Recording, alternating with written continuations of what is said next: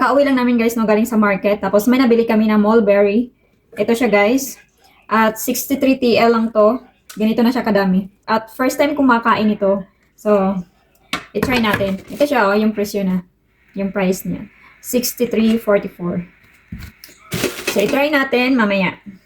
Kasi noon pa talaga ako gusto magpabili nito ni Jem. Pero ayaw niya kasi hindi pa daw time ng mulberry. So, ito may nakita kami. So, i-try natin. Tara. Try natin guys. Mm.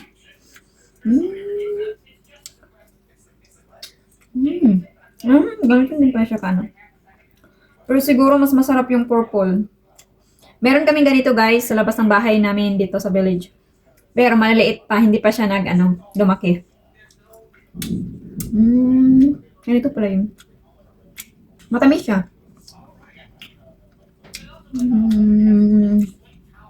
Ay, para siyang para siyang buongon. Parang ganun. Pero matamis lang. Ito, matamis lang to. No.